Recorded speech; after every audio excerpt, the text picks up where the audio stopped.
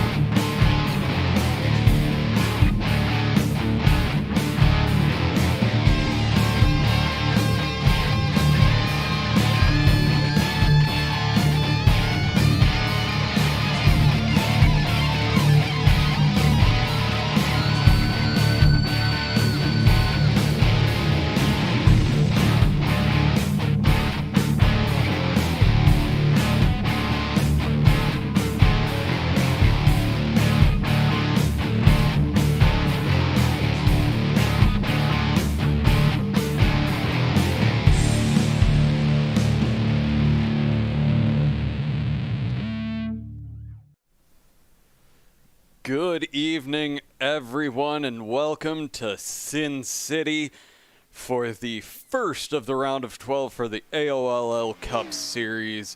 For Ghostfire Media, I'm Josh Laston, and with me tonight is Mr. Carl Henderson.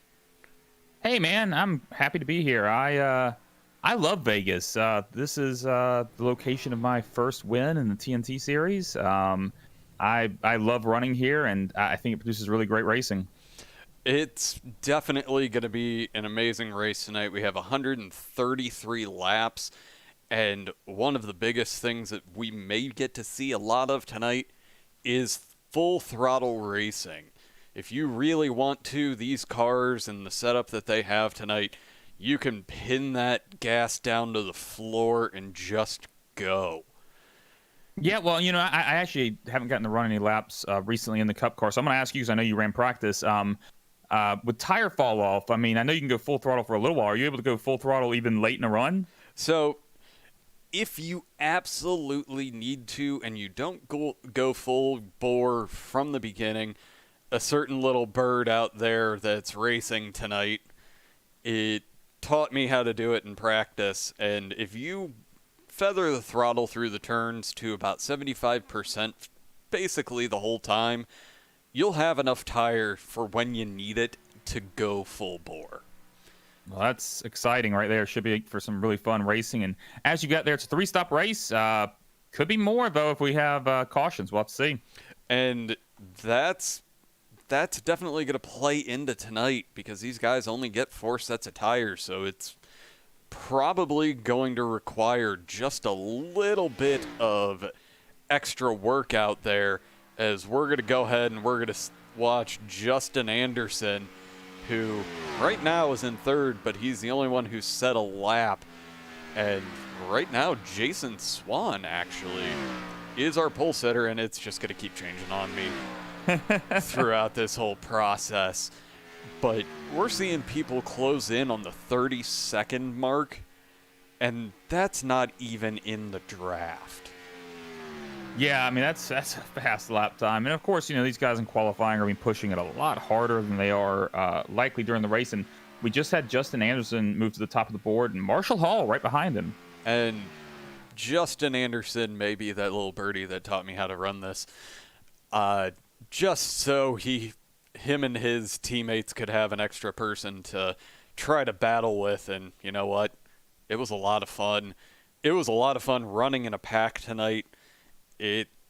Honestly, this is going to be an absolutely amazing race as Brandon Bernhardt moves to the top of the table for a second, just long enough to where actually Greg Welling gets in front of him. And you know what? It may be a little screwy, but it's still a great view to where people can see the times as they tick off. And hey, don't sound too surprised with Brandon Bernhardt at the time having the fastest lap. He was able to beat us regularly enough in the TNT series, so I'm not surprised at all. No, he's a fantastic runner, and honestly, this is just with how Vegas runs, this can be anyone's race tonight. And you know what? We're probably going to see the same group up at the top as we normally do. We're going to see your Justin Andersons, your Blake Gordons.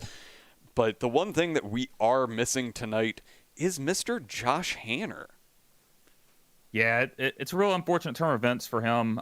Hanner's the first driver to miss a race on incident points, which is a system the admins implemented to help clean up some of the driving that was occurring in the league. And I mean, it's a bit odd, because the way he drives, I wouldn't say is bad, but that's the admins voted on it. That's where we are. Missing this race will mean that he'll be taking provisional for this round. He's one of the best at Dega, which is next week, but it's not hard to imagine that a little chaos puts him in a must-win scenario at the Roval. And Hanner is not a road course racer, so that could end his championship hopes right there. But I do want to say, I'm going to use my platform for a second. On a personal note, I know that Hanner said he would be watching, so Hanner, if you're watching, this is directed at you. I've raced with you and covered you enough of your races to know that you're one of the cleanest guys in the league. I've heard it from others too. It is a tough break for this to be happening in the chase to you at a track that you likely would have run really well at, but I'm confident in the end this is going to change absolutely nothing. So ignore what I said earlier about it being difficult. Like, you're going to go out there and win Dega. Don't worry about the rest. As your teammate, not as a broadcaster, I'll be rooting for you.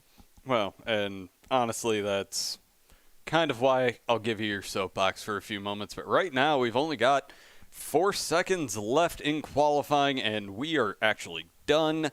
So we have our grid set for tonight, and I'm looking forward to saying one name starting on the front row tonight. Our pole sitter tonight is Greg Wellen. Adam Wood is in second. Love to see that. Brian McFerrin third. Brandon Bernhardt in fourth. Another one I love seeing towards the front. Another TNT driver. Justin Anderson in fifth. Steve Gottschalk in sixth. Seventh is David Naughton. Eighth is Andrew Burgess. Ninth, Marshall Hall. And 10th, Joe Densmore. All right. In 11th, we have Ed Springer. 12th, Sean Carmody. 13th is Kevin Pearson. 14th is John Gordon. 15th, Jason Swan. 16th, Blake Gordon. 17th, William Klingbill. 18th, Teddy Weichel. And I hit the wrong button. 19th, we have Kevin Haas. And in 20th, Derek Schilling. And 21st, Tony Pandon. 22nd, Timothy St. Jean. 23rd, Mike Burgess. 24th is Blake Ziti. 25th is Ross Gage. 26th is Gael Brooks, who is making his debut. One of the fuel drivers making his way over. And 27th is Dan Witt in Big Red. So one thing to note, everyone, I corrected everything for once. Everybody you see highlighted in yellow tonight is actually going to be one of our chase drivers. So make sure, keep an eye on that, because first and third, we have non-chase drivers making their appearance.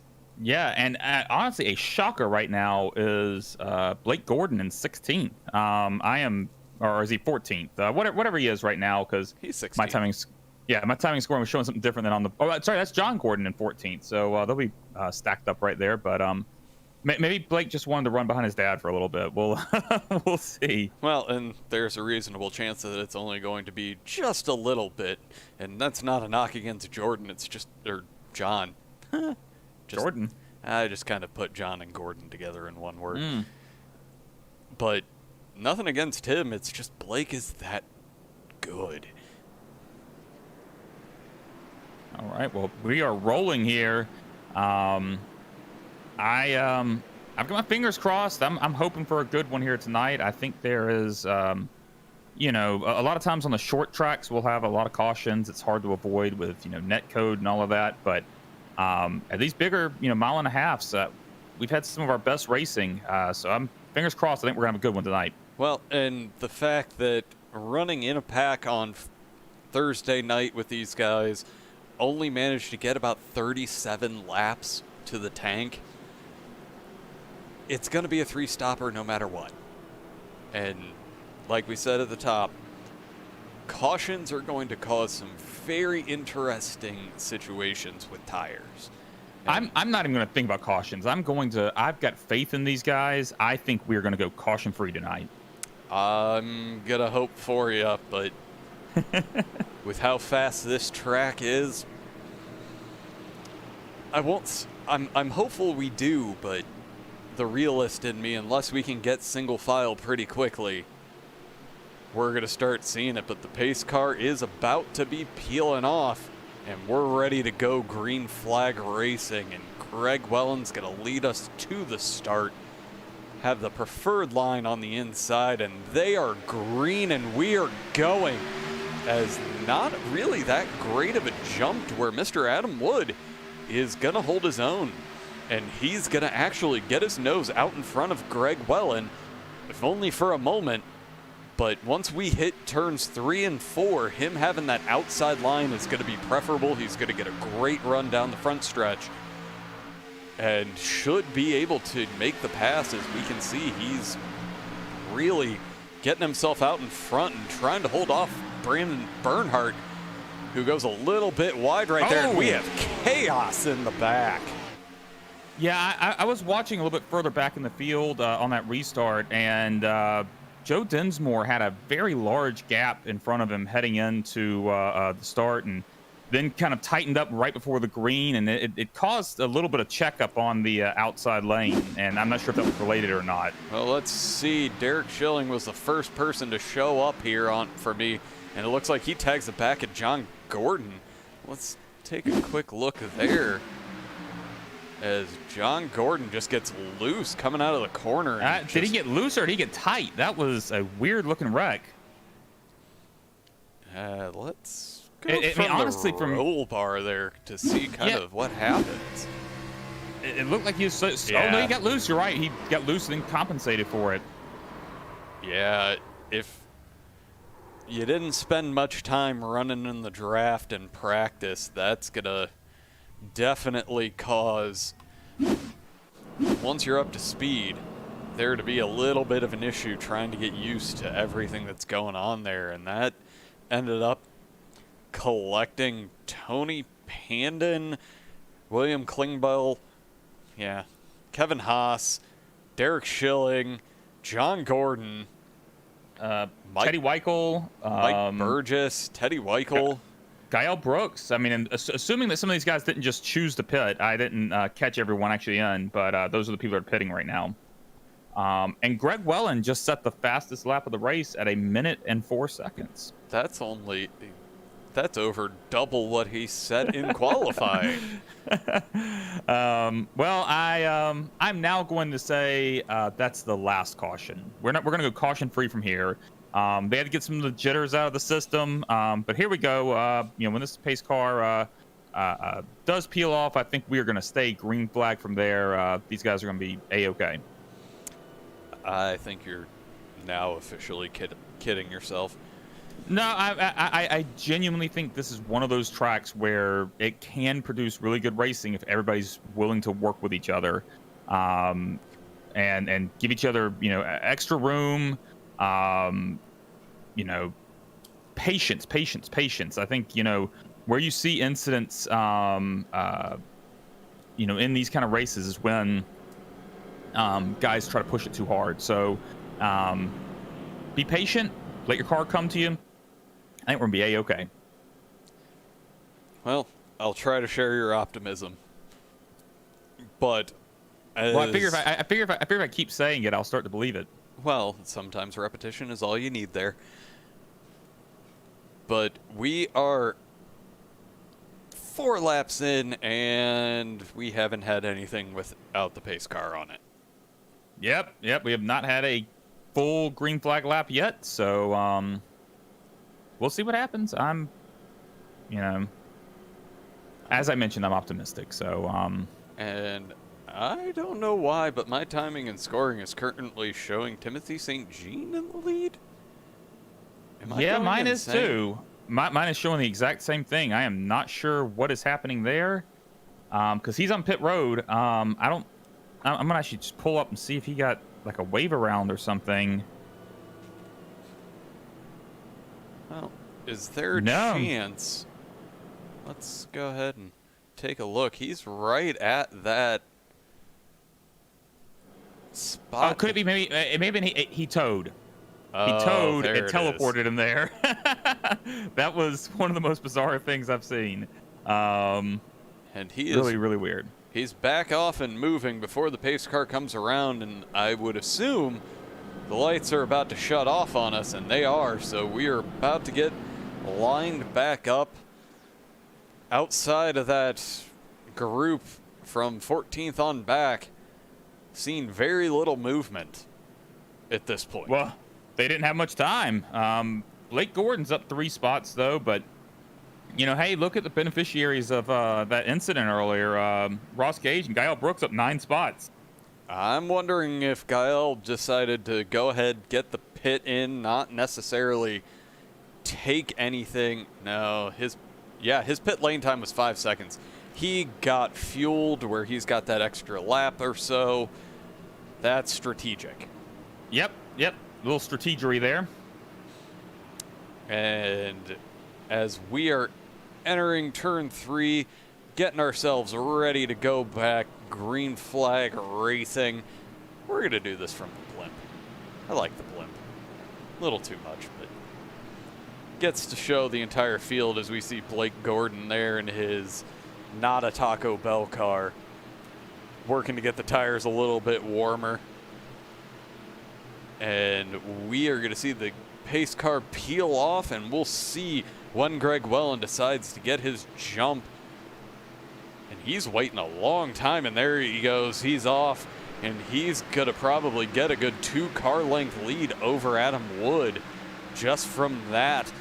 And it looks like Brian McFerrin is going to get that inside line down below Brandon Bernhardt. He's going to be able to pull all the way up coming out of the corner and hang on to that, as we're also seeing Steve Gottschalk trying to take advantage. He's going to run that low line, but Justin Anderson's given Brandon Bernhardt just a little bit of a push, and we're going to get to see, can Justin Anderson make up for that lost time starting a little bit farther in the back.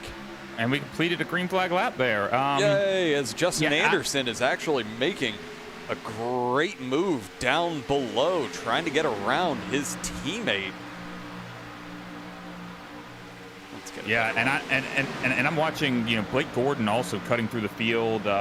He just set the fastest lap of the race, currently up to 9th, up 7 spots. But I did want to point out something you had said on that initial start of the race, that Joe Densmore had a pretty large gap in front of him, right before the restart.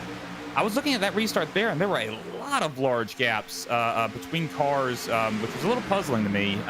Typically, these guys tighten up a little bit more, so I'm not quite sure, maybe if there was, some reasoning for that, but just something to keep an eye on, because I think, when you have things like that happen, you have kind of an accordion effect that can happen on these restarts. Well, and it could just be we only got 1 lap in, a little bit of fear. Oh, yeah, entirely possible, yeah. As right now, I'm wanting to watch Justin Anderson. He's on the outside of his teammate, Brian McFerrin. Technically has a little bit of a nose in front of him, but it's going to be able to get a great run from that outside line. And Brandon Bernhardt now is the one trying to make that outside line work, get himself around Brian McFerrin. He's going to be able to, but he's not going to be able to come down nearly as low as everyone through the tri-oval. And we're starting to see a little bit of a stack up right there with that group. Yeah, everybody wants around right now, and look there, Blake Gordon's coming. He is fast right now, so he's gonna want to get around these guys as quick as possible. I will never count Blake Gordon out of any of these intermediate tracks, just because he is just okay. The only thing he's better at is short tracks.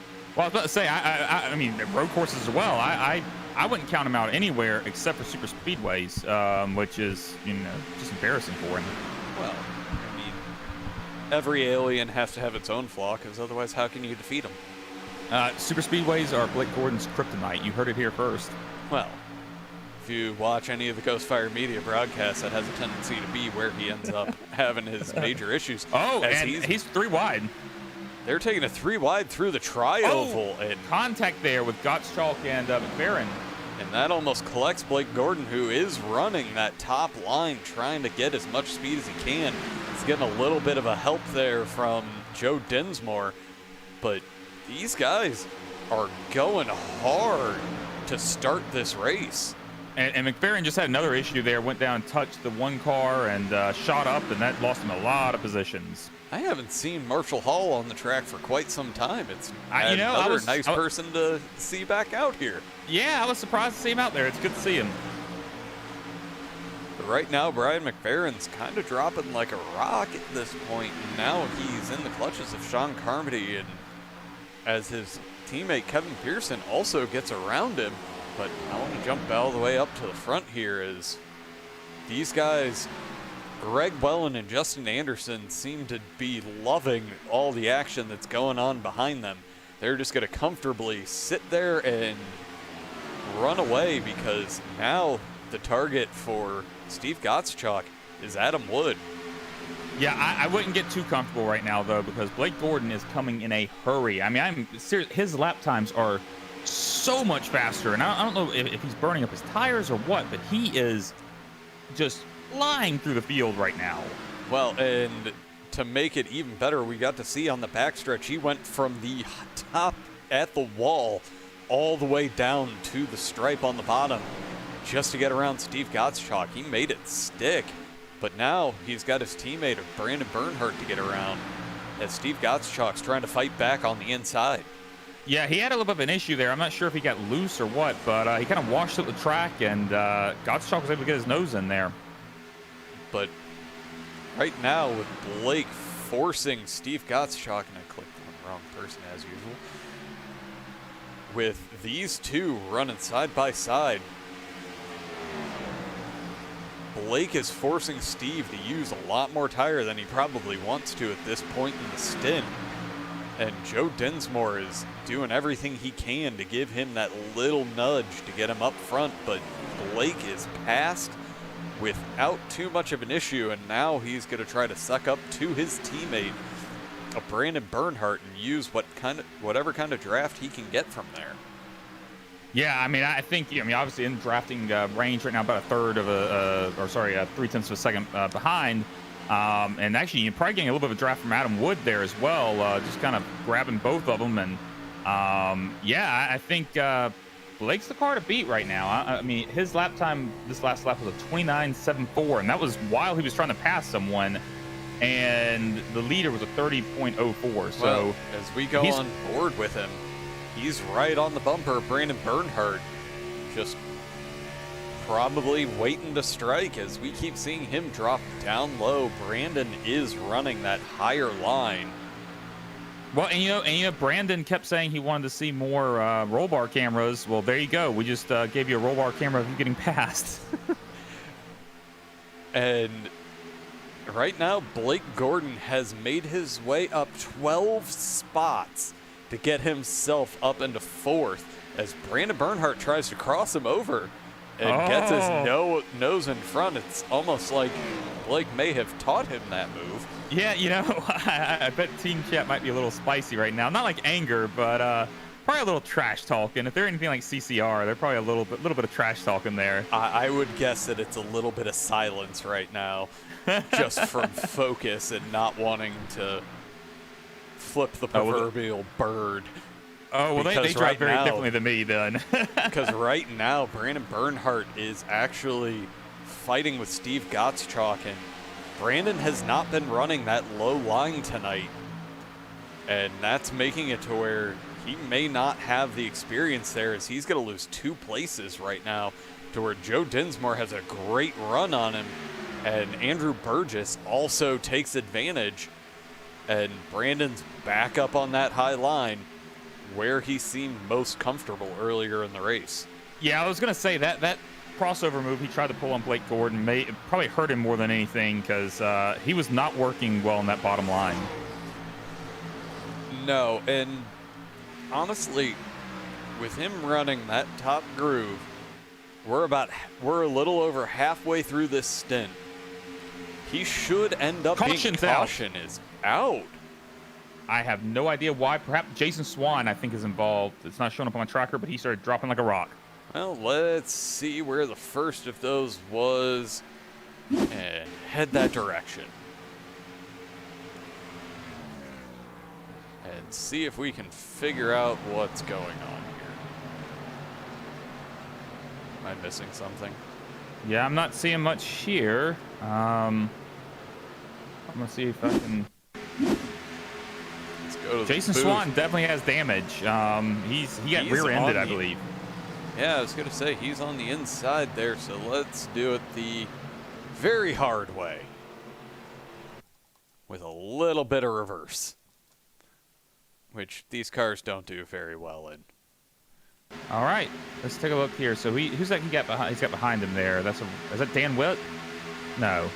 Oh no, he catches Sean Carmody and Dan Witt finishes the job. Sean tried to get up to that top line, and ultimately that's what did him in. Oh, hey, we got some pit strategy going on. Regwell and Justin Anderson, Blake Gordon in. Adam Wood, Steve Gottschalk, Joe Densmore stay out. So, looks like SHR maybe splitting those strategies a little bit. Or they could be doing what they did to Adam on Wednesday night, and everybody else decided to commit to going into the pits and just not tell Adam. Even though Adam was in a position. Well, yeah, but not everybody did. I mean, you've got Gottschalk and Densmore out there still. So, it wasn't a full SHR pit strategy. I really think this is a situation of splitting strategies. Teams do it all the time. You want one of your drivers in victory lane, so you split your strategies, see what happens. Well, and it looks like most everyone just did a splash and dash with the exception of Justin Anderson, who is the only person up. Justin, Sean Carmody, Tony Pandon looks like they took all 4 tires and fuel. So this is going to be interesting going forward. Yeah, there is a chance, and I'm going to see if I can go back and look at some of them. There's a chance based on these times that some of them may have taken right sides, but right sides aren't terribly common in iRacing just due to the way the car handles after doing it. But I'm taking a look at Blake Gordon here. Yeah, Blake Gordon's car never came up off the ground, so looks like a lot of guys did fuel only. Well, and honestly, saving those tires for the end of the race, and I'm sorry, I can't not. Kyle Brooks running the number 76. Perfect paint scheme. Love it, love it, love it, love it. That is amazing. First time getting to see him out on track and honestly making a visual splash, as well as being up 12 positions right now and running in 14th. Yeah, that is the best number presentation in the entire field. Excited to see what he can do now that he's up here, running right behind Justin Anderson. So, and it looks like the 81 of Jason Swan is going to end up on the lead lap. He probably got the lucky dog, or that incident didn't do enough damage to really take him out of contention. I do want to point out something that I just saw at the end of those pit stops that was disgusting. Blake Gordon hit the blue cone and pushed it out on track. Oh, Blake Gordon is a murderer of cones. Well, it's not just that. Some other driver may get collected with that. That, sir, is poor racecraft. That is absolutely blasphemous. You shouldn't be doing that, because what happens if someone has that cone stuck under their car? Exactly. I mean, it'll make a weird flappy noise, and nobody wants that. No. It's obnoxious and honestly hilarious at the same time. Yeah. Well, I guess we should talk about our leader a little bit. Do we have to talk about Adam? Yeah, I mean, he doesn't lead terribly often. He has more in recent weeks, but he doesn't lead terribly often. But every time he leads, everyone in the GFM crew knows about it. And if we don't cover him, he makes sure that we're aware that he was leading.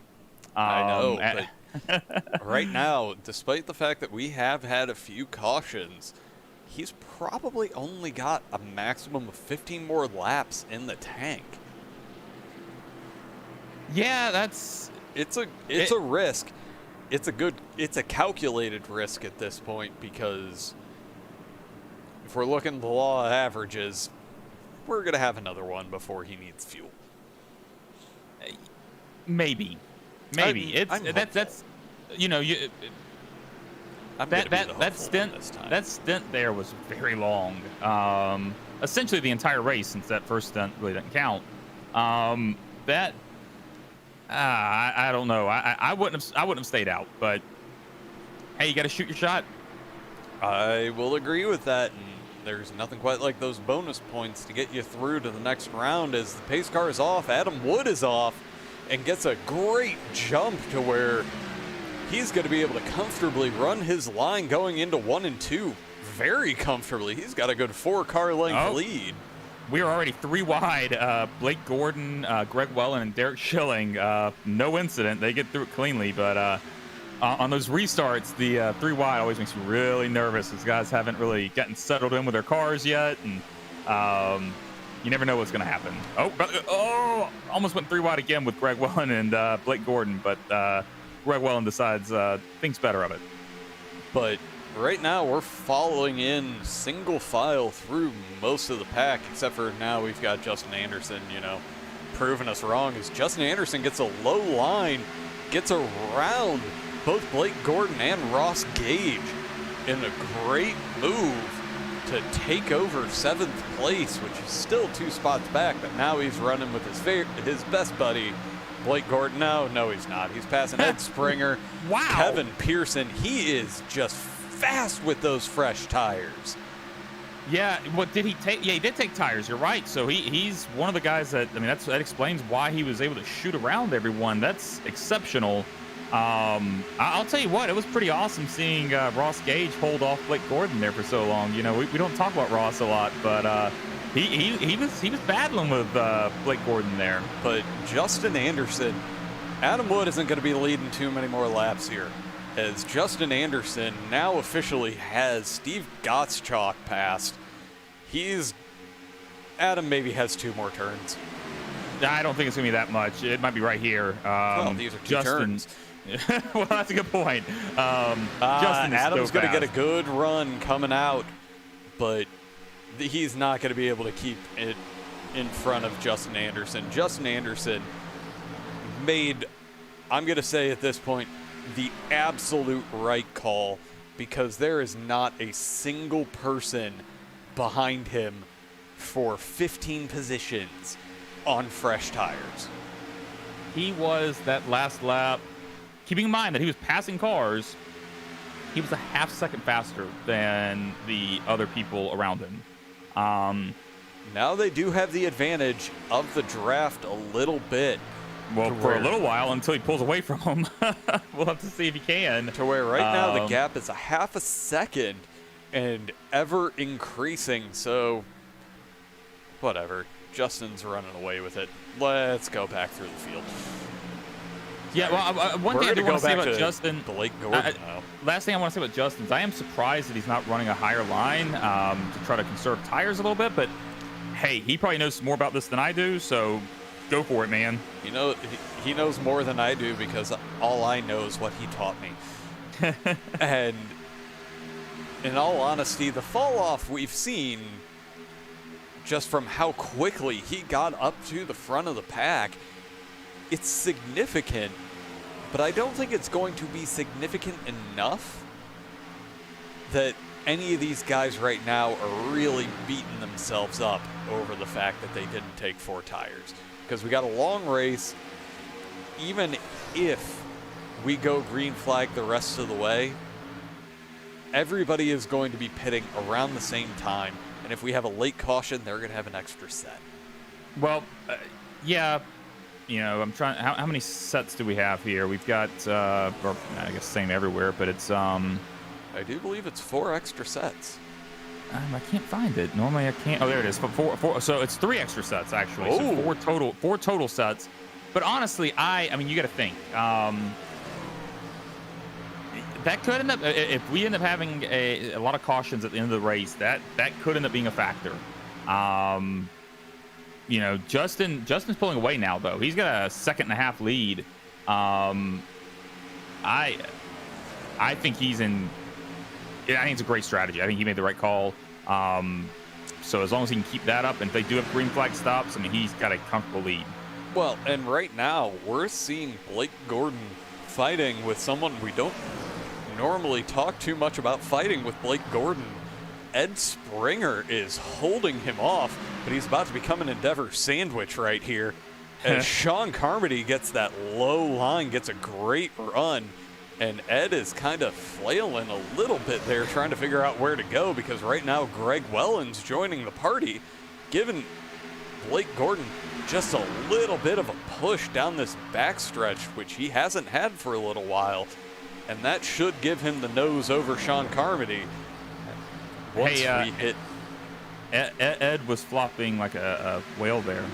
Get it? Oh, the whale tail car. Get it. Yeah. But yeah, Sean Carmody was one of those guys that took fresh tires on that previous pit cycle. So we're seeing him do the same thing Justin Anderson did. He was just a little bit further back. He's cutting through this field. Yeah, he is definitely making his way. And now Joe Densmore is going to be the next person. And I mean, 20 laps fresher tires. It's going to be huge here, especially with how much throttle you can put into those turns. It's going to get you a better run coming out of the corner. And Sean is making great time. William Klingbill is getting held up just a little bit. Well, and he was another one of those guys that took fresh tires, and he's doing the same thing. I think these guys that didn't take tires may end up being in the wrong here in the end, but it could play out for them. We'll see. But right now, we're seeing those guys on the older tires are holding up one person that does have fresh, and when you've got that many cars, as Blake Gordon's taking it 3 wide right in front, but Joe Densmore is going to get a great run. They should all be able to clear Marshall Hall right there as they line up single file on the outside. Greg Welland should be able to... Oh, no. Greg gets a little bit... Can't quite hold the power down. And now William Klingbill in the 83 is going to get down below Blake Gordon. Should be able to hold the corner just a little bit better. But Blake is squeezing him down, making sure he can't get up and use all of that exit out of the corner. And Blake probably was running close to the line he wanted to. Well, I again want to point out, like, look at that map right there and look at that 73 car go. He's pulling away. He is crazy fast right now. I mean, I can't get over just the gutsiness of the call, because he, at the very least, he had to know that his teammates that were pitting with him weren't taking tires. I would assume they discussed it. As we look there, everybody behind him is a spec. Yeah, an absolute spec. He is at least one turn in front of everyone. And if I'm Justin Anderson right now, you've got everybody out of the draft. Tone it down. Make sure you're saving those tires, because there's a reasonable chance we're starting to see Ross Gage, Ed Springer just dove into the pits. The one that I'm actually somewhat surprised is Mr. Adam Woods still out there. Well, it's not just him. I mean, Steve Gottschalk, Marshall Hall, Joe Densmore also haven't pitted. Kevin Pearson as well. So, those are some guys that you would think are going to be running out of fuel soon. But they got to try to go as long as they can, hope for a caution. Well, yeah, you've got to run it dry as Adam gets out of the way for the guys on fresh tires. But at this point, Blake Gordon, I have a feeling those tires are darn close to equalizing for all of them, as Blake is getting an amazing run on Adam Wood right now. Gets around him. Here comes Adam. And there's Adam probably speeding into the pits. That he got on it pretty quickly. We'll see if he that was gonna be close. He had him locked up. Well, he had him locked up, got a little sideways, and I kind of want to wait and see who our leader at the last restart what he's going to end up doing here, as we have a Rex. crash, but No caution. No caution. We'll go back to those as soon as we see Adam Wood managed to not speed somehow. So let's take a look. First, we've got Kevin Haas. Oh, it was the same incident.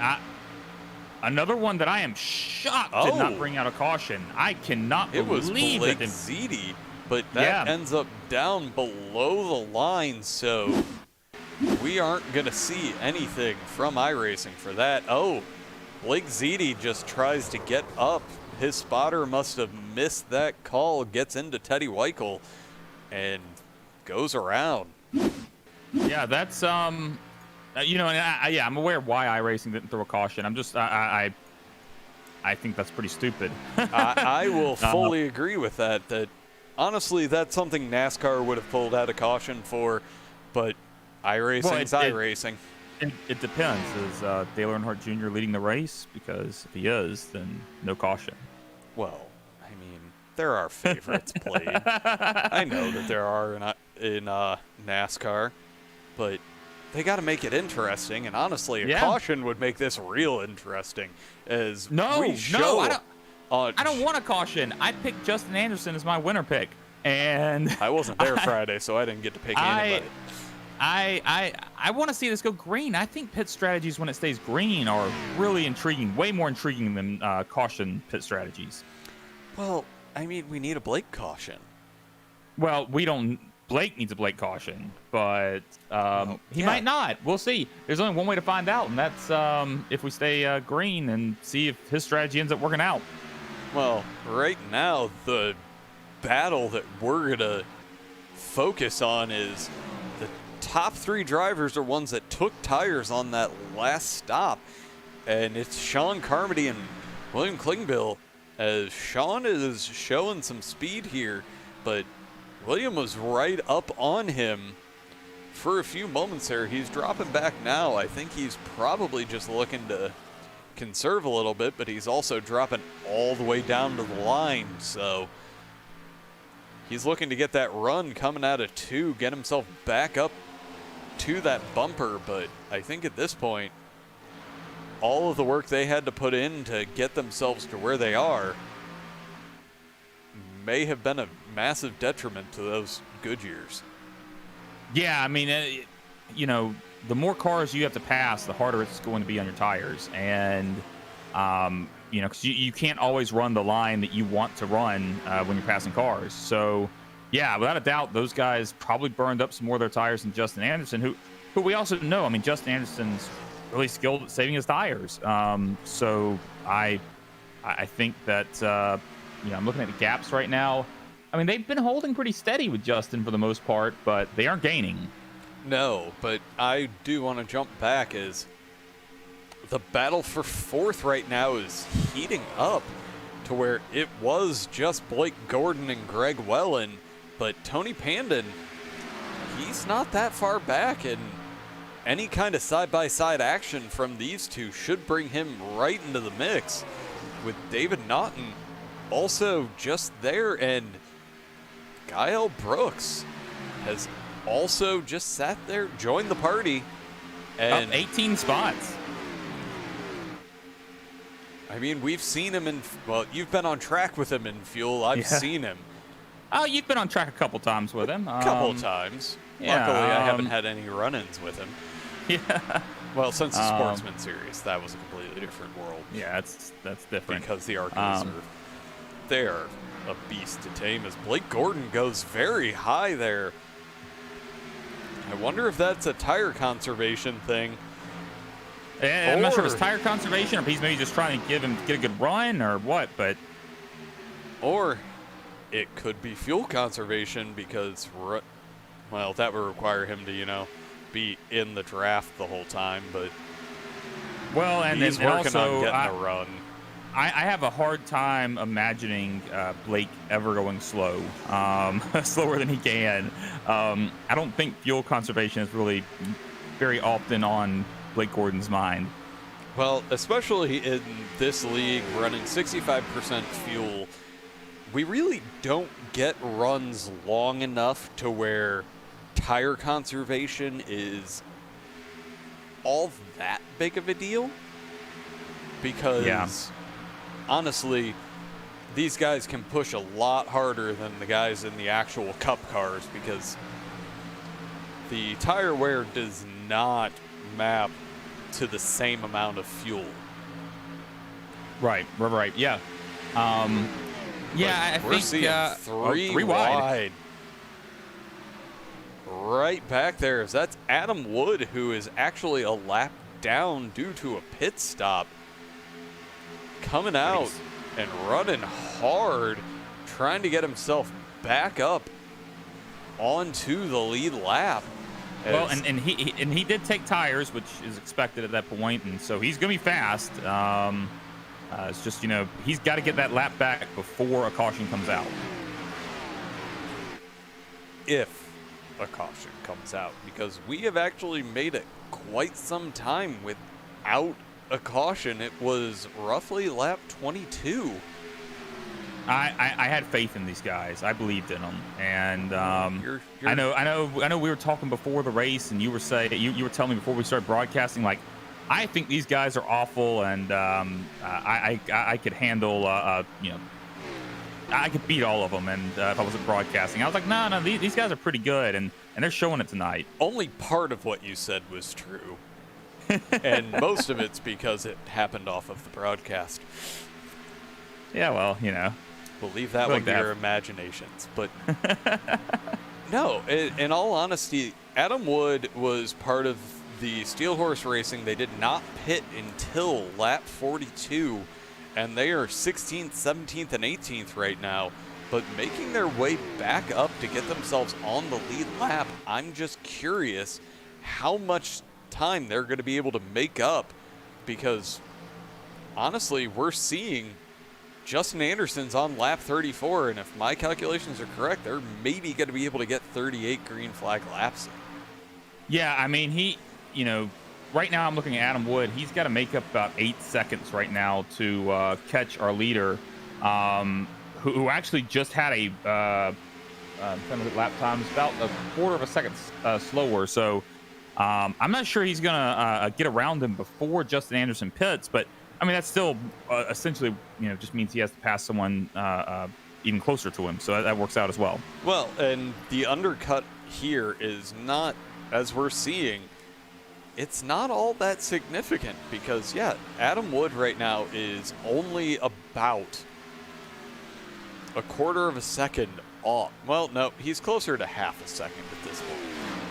Yeah. And I mean, look, I think, I think, for them, this strategy to work, they cannot have a caution come out. Otherwise, I mean, they might be okay, but if a caution comes out, it changes everything. Well, and that is what we're hoping does not happen, because that is unfortunately going to make it to where people are going to win and lose on strategy, and there are certain people out there in this race that I know get really, really cranky. Well, and I have to say, I mean, even if it stays green, it's still going to be winners and losers based on strategy. But if a caution comes out right now, I sort of know how it's going to play out. Like, I know, people are going to pit. We'll have some people that, get a wave around and all blah, blah.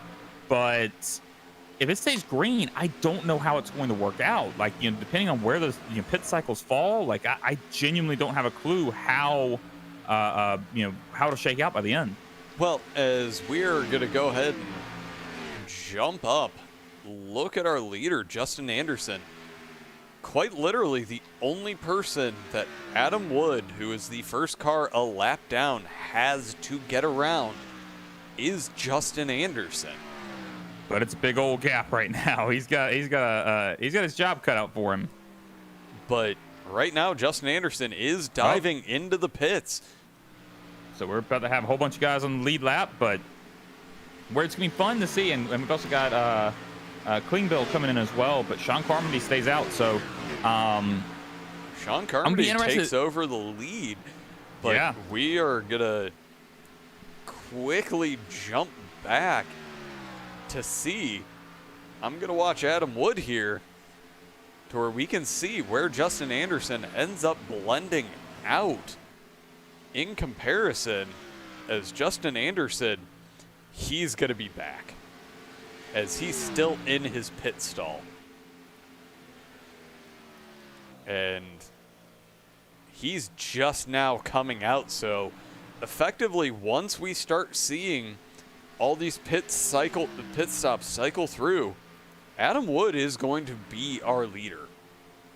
Yeah, Justin Anderson definitely lost some positions there, but now he's the guy on fresh tires. So we'll see if he can get through the field here. I wonder if perhaps he should have pitted a little bit earlier, but again, the tire differential now is going to be much larger than would have been otherwise. And if we stay green for the rest of this race, Justin Anderson is going to have fresher tires at the tail end of the race than Adam Wood. Well, they still have another pit stop to go, correct? Correct. So, at that point, all of them are going to take take tires anyways. And haven't they taken the same amount of tires at this point? No. Adam Wood has an extra set. Right, I was about to say that. Yeah, so, Justin Anderson needs this thing to stay green. With everything cycling through right now, Adam Wood, once he gets around to the front stretch, he will retake the lead of this race on strategy. And it's either brilliant or terrible. We don't know yet. Yeah. We'll know. Yeah. We will know in roughly 68 laps. Yeah, I honestly, the way, when you have guys take on different pit strategies, I love it because you have so many different scenarios that open up. Like versus, if you have a caution-filled race, like everybody just coming in pit and taking tires every single time. Like we've got a whole lot of options on the table right now. Well, and again, we were questioning them staying out. Okay, I was questioning them staying out. And right now, it's all going to come down to who has the better tires at the end of this race. And yeah, honestly, that's not necessarily true either because, even if you have older tires, if you've got a big gap between you and the guy with fresher tires and they don't have time to catch you, which you've seen before, look at the field over there. Look at the map. They're spread out all over the track. And, you look at the map, you really can't even see where the leader is, like figuring it out. It's like, well, it's not clearly defined like it was earlier. These pit cycles have messed everything up. Well, as we are going to go ahead and jump back here into the battle for second, where Adam Wood's Steel Horse Racing teammates, Steve Gottschalk and Joe Densmore, they have John Gordon getting around them, but John is out there, fresh tires. He pitted on lap 61. But Joe, Adam, and Steve are all on the same pit strategy. It just happens to be that Adam Wood is that much farther ahead of them, but only by about 3 seconds at this point. Yeah, a lot of times, just depending on where you hit, and I was going to say lap traffic, but when they were going through the field, it wasn't lap traffic. They were the lap traffic, but they were faster. Depending on where they hit the slower traffic, it can change everything up. But hey, we got Justin Anderson coming in a hurry after Mr. Adam Wood. And Justin Anderson on those fresh tires, he has not taken long enough. He had about 15 seconds worth of time to make up, and he is coming in a hurry.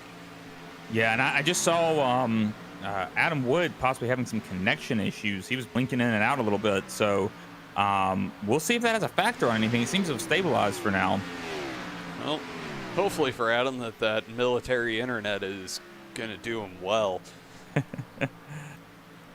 You would think with all of the investment there that they would give one of their IT guys fantastic internet, but I've heard dumber things.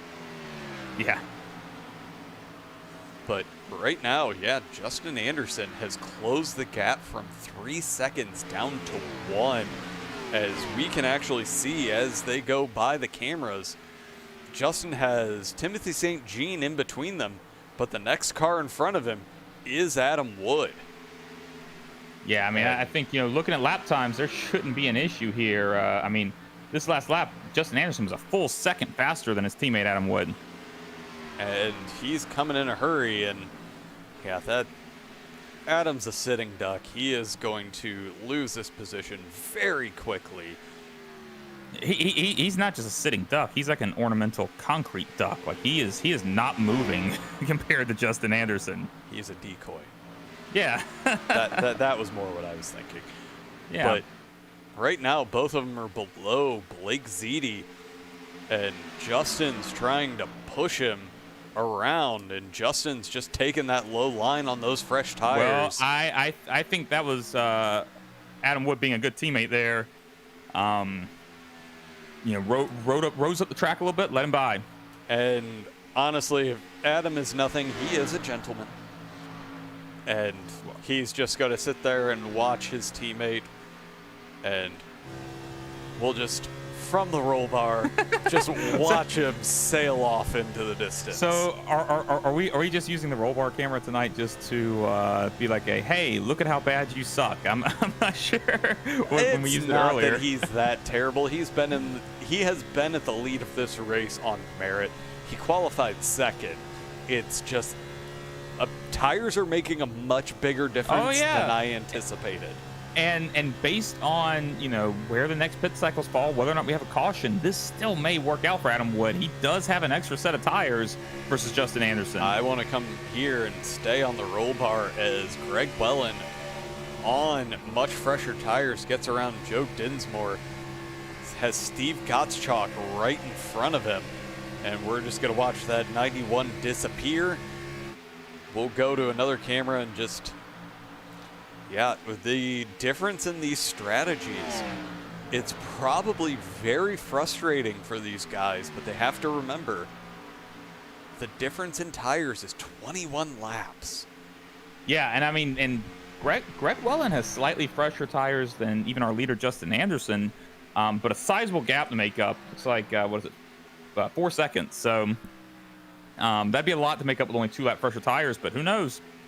And gonna make another jump back as the 83 is on the same pit strategy as our leader, and we're just gonna keep seeing these shuffles based on pits with this 20 lap difference between the pits. I think this is gonna just continue as long as we end up staying green. This is just gonna keep happening until the very end. And honestly, it comes down to, once we have that final pit stop cycle, which are going to be at different times, whenever someone comes in for a final pit stop, when they take that pit stop is going to determine who's going to win this race. And that's, again, assuming we stay green. If I'm in Justin Anderson's shoes, he's on the off cycle. We're figuring it's going to be about 37, 38 laps of clean green flag driving. Does he only push it to roughly lap 95 and then try to run the tank dry coming across the line? I'm not sure. I mean, I think that, we saw the penalty with him pitting, a little late last cycle, which, I mean, I say late, but this probably falls exactly into the strategy. He lost the lead for a little while, had to work back through the field, so do you pit a little early to try to, maintain that tire advantage, or do you try to stay out as long as you can in case of, I mean, there's a lot of factors going through his head right now. But one thing I want to talk about Justin Anderson real fast is we came into this chase kind of expecting, I mean, we knew that Justin Anderson was good. I mean, he's awesome, but I mean, I wasn't talking about him a ton, but he won 2 of the last round, was a factor in the last race, and he's led a lot of laps here tonight. Justin Anderson is my favorite for the championship at this point. I mean, I'm just going to say it. Justin Anderson's my favorite. Sorry, Blake. You have Carl for your man crush. I don't know. I think I might be switching over. That sleek USPS car. I mean, I don't hold the USPS against him. I'm a UPS man myself. Well, for 9 years, even though actually that makes it to where I'm very much not a UPS man. But Adam Wood is pitted. So is Steve Gottschalk and Joe Densmore, Kevin Pearson in as well. So they're getting here it we in go. early. No, that's actually spot on. Yeah, But so they're they definitely going to have to take one more through the end of this race. But my guess is they're hoping that either they split the difference, as we have a yellow caution is out, and that's going to end up hurting these guys that are in pit lane. Wow, that is a huge turn of events right there. Let's go ahead and take a look, see what happens. It was Derek Schilling. Just misjudges and the end of that safety barrier, and that speed, there's no hope at keeping it down below the line. Yeah, and he had him locked down the whole time, and not much you can do there. That's going to equalize the field right now. But honestly, Adam Wood is going to get to cycle up to the front because all of these guys that just dove into the pits. Well, did he go? Did Kevin he go? Pearson? But did he go a lap down? He did. So he's not going to cycle up to the front. He'll get his lap back, I believe, but he will still be at the back of the field. Justin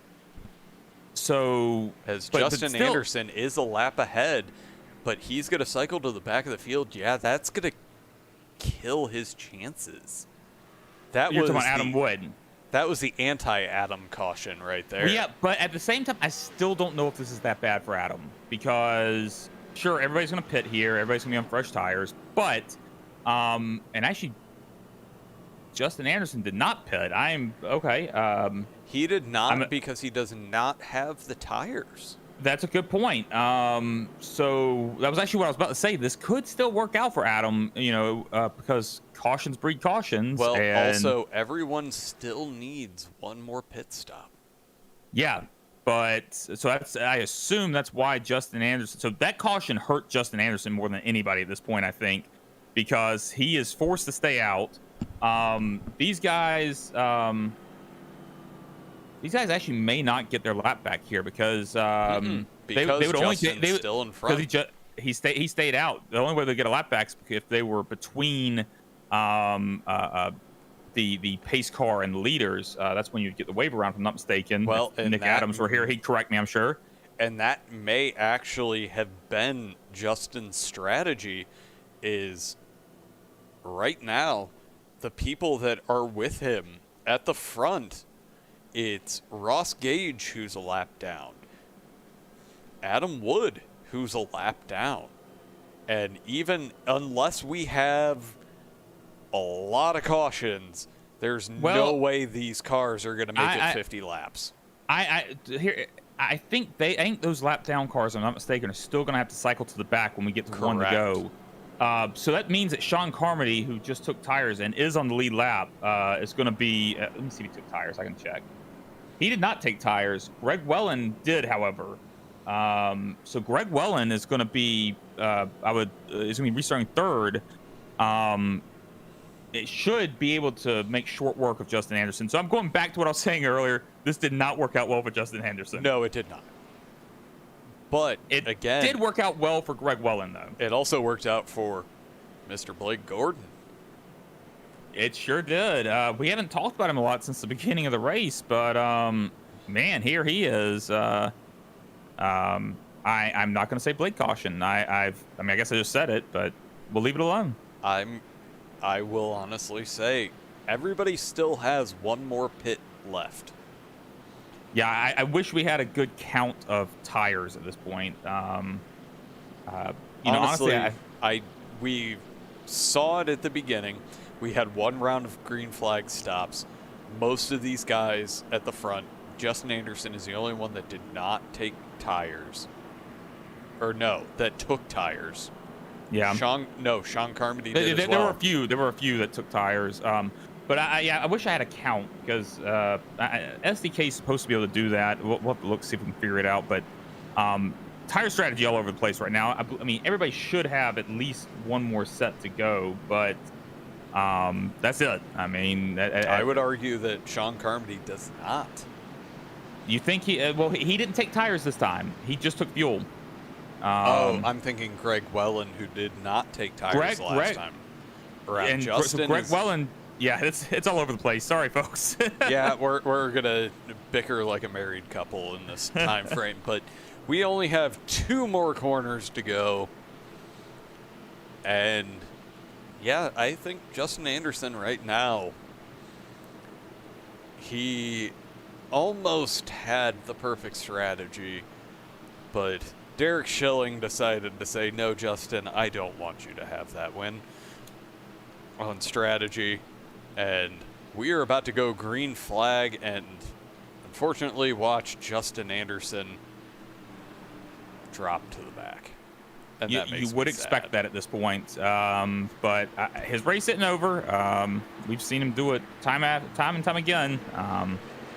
As we are green, he does not get a great jump.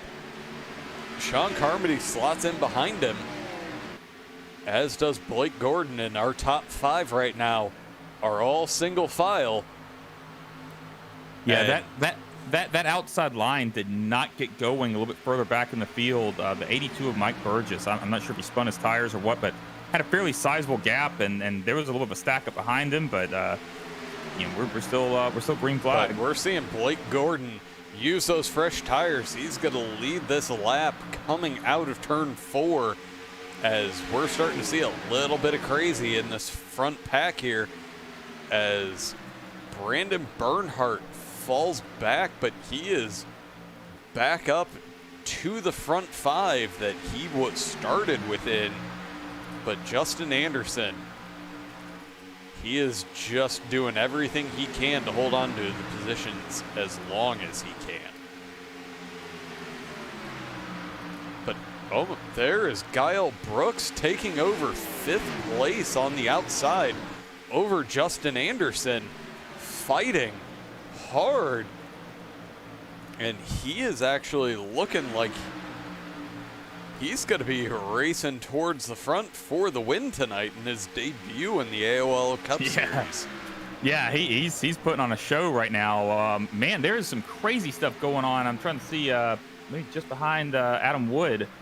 They kind of cleared up for a second, but man, there was a big stack up, like 5-6 cars. Well, let's go ahead and not quite go back there, but well, Justin Anderson, I think right now. As we have caution out on the track. That was unfortunately timed for Mike Burgess, but perfectly timed for our viewers. Let's take a look. As I don't know. He's got loose. I think he's got loose and I think started he to turn got down. a little bit loose, but that may have been some net code there. That would be some crazy net code. Well, can we do the cockpit view real quick? Oh, of course we can. Take one more look at that, because then we can see his hands and see what he was doing there. Oh. We'll go to roll bar. Yep. He's got loose and then overcorrected to the outside, and that slammed him into the wall. All right, let's go ahead. And Hey, how long did you say a fuel run was? 38 laps. Could you stretch it 43 when you have some caution laps mixed in there? God, no. Okay. I was just curious, because that's where we're at right now. I'm aware, and we're going to go ahead and see if Justin Anderson dives in. He does. Now the big question mark, does he take tires? I feel like he has to, and if he can't make it on fuel here, then the expectation would be just a splash and go later. Personally, I wouldn't. I would save the tires. You get all the fuel you can, and then hope for another nope, he's taking the tires. Here's the thing, though. If he had saved the tires and then they had a green flag stop later, he was going to have to take tires under green, and that would have added to the time that he was losing under green flag conditions. I think he's kind of in a no-win situation right now. That caution came out at an awful time, So it's looking good for Justin Anderson right now after he's, in many ways dominated this race. All right, as we have a little bit of a shakeup, let's take a quick commercial break and hear from our friend Randy Pepper at the Guitar Attic. Hi, I'm Randy from the Guitar Attic. Can we be serious for a second? Are you tired of being a loser? Can't do anything right? Feel like everyone's coming down on you all the time? Well, there's a way out. And I'm going to show you. Hey Mom, look what I learned. That's right. Pick up a guitar, learn how to play guitar. Automatically you're going to become a chick magnet. The ladies are going to love you. Your kids are going to think you're cool. So what you need to do is come down here to the Guitar Attic, 1672.5 Ridgewood Avenue in Daytona Beach, Florida, or go on guitarattic.com and buy yourself a guitar and automatically be the star of your neighborhood. That's guitarattic.com.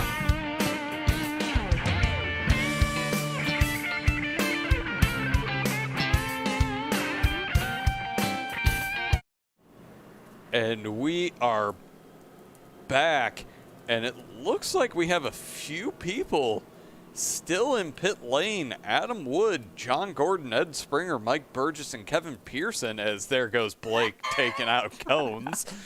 They are still in pit road. They still were still in pit road because they pitted a lap later. I think Adam Wood is not back on the lead lap. But he pitted a lap later. Surely he's not thinking he can make it on fuel. He was also a lap down, so he had to wait. Oh, good point. Good call. Good call on that one. But he also may have had the lucky dog in that process because he's now on the lead lap. Yeah. Looks like he is. Okay. Well, that's good for him. Things are still not very good for Joe Densmore, Ed Springer back there. Another chase contender rider, Kevin Haas. Anderson is back into pit lane. He's going to try to make it on fuel. And you know what? Being in the pack, he may be able to do it at this point. This is, again, I'm going to ask you like probably 20 times. What did you say the fuel run was again in your experience? 37 to 38 laps. I can bring it up just to make sure, but... So we're at about 40 laps right now, and we're still going caution laps. So I think he may be able to do it if we have one more caution. I'm not sure he needs another caution. He might be able to save it. I mean, you're talking about saving enough over a period of 40 laps, maybe. Well, there's Blake no just denying. hit the cone again. Of course he did. He always does. But well, you know what I would love to see. With the Indy cars when we raced those in the winter, there was sometimes a glitch that would happen when you caught one of the cones, and wouldn't that be something if like his car started overheating because he collected one of the cones? Well, that would be unfortunate for him. But we're about to go back racing, and I'll be honest. With a little bit of saving, Justin Anderson may not be able to because it was 38 laps for me to run it dry, and that was only with 4 cars. Yeah, but you weren't trying to save fuel, so... That is true, and we are back green flag racing. Greg Wellen gets a great jump over Blake Gordon. The outside line did not get a great jump there as Brandon Bernhardt, starting second, is now under pressure from Kyle Brooks on that low line, and he's probably going to be able to pull it off, but no, he's alone out there. No extra help, but Brandon Bernhardt and Blake Gordon are going to try to take it as a team to Greg Wellen. Yeah, another great run from Brandon Bernhardt. We've come to expect it out of him, but Kyle Brooks as well, man. I knew he was good, but coming out in your first race, we saw him not qualify. I imagine that's because he wants to get to know the league, learn about it. You haven't raced with these guys before. You don't know what they're like and all of that. He's picked it up pretty quickly, having a heck of a race. And there's no doubt that had he been in the league for longer, he would probably be a factor in this chase. Oh yeah, I'm sure. I think there are probably others that would fall under that as well. But next season, we'll see what happens. It wouldn't surprise me at all to see Gael Brooks, if he hangs around, see him contending for a championship. As he's taking that low line, getting himself down around Brandon Bernhardt. Andrew Burgess, yeah, also taking advantage, getting his nose down there, and Brandon has to take a little bit of evasive action. I feel like I never talk about Andrew Burgess, but he always just seems to be there at the end, and this is another example. I mean, he's running fourth right now, having a great run. One of the 3 Canadians we have running in the league, including Mike Burgess and Timothy St. Jean. And the Slowpokes Racing guys are definitely trying to make a difference in this race tonight. Hey, if Andrew Burgess can go up there and win this race, maybe they'll rename themselves Fast Pokes Racing. I mean, he is the one that gave us the Sausage Larry nickname for Larry Patrick. As Gael Brooks gets around Blake Gordon, as Blake is trying to take every inch out of that lap, gets himself back up. Yeah, I had to make sure it had lap at the end of that for you. Yeah. Gael Brooks, man, again, we were just talking about how fast he was. I was not expecting him to just get around Blake Gordon. And now, fighting with Greg Welland, this is a heck of a run. Well, and the thing we have to keep in mind is in our top 5, only 2 are still in the chase. Yeah, I mean, that's incredible. I mean, even the top 10, there's not a lot of guys in the chase. There's only 4. That is actually a huge help to Joshua Hanna right now, who, with a provisional is essentially going to finish, I guess 28th. Dan Witt didn't turn a lap, but I guess he'll finish behind Dan. I think that if it shakes out this way, this ended up not being the worst possible night Joshua Hanna could have had. No, but right now Blake Gordon is back around. Gael Brooks has fallen back into 4th. But might have used his stuff up a little bit there, because it looks like he's struggling a little bit now. Lost the position to Andrew Burgess as well. But with 47 laps left to go, these guys, they've got a lot. Hey, and guess what? I did my math. That pad of math. Yeah, I did my math wrong earlier. I don't know what I was thinking. And I just went along with it because you trusted me, and it's good to trust your teammate. We're gonna pretend like I had the math right the whole time, and we're just gonna roll with that. And hey, nobody can make it on fuel at this point. Absolutely not. If somebody does make it on fuel, they're glitching the game or something. We're gonna have to get the iRacing police on it. Well, I mean, there are grip hacks out there, so Hey, we're starting to see a blinker. The number 83 just cut out on me. I'm hoping that was just me, because there is nothing worse than a blinker when you're fighting for a lead. I saw someone blinking, but I don't think it was the 83. If I'm not mistaken, it might have been the 1. I saw it out of the corner of my eye. I'm going to keep an eye out here, but entirely possible iRacing possibly having some issues with connectivity. Well, I mean, no, they are just the pillar of perfection for server maintenance. Hey now, we can't say anything bad about them. We love iRacing. I do love iRacing. It's a great platform, a great simulator platform. I want to throw that out there for Randy. It is not a video game. It is not.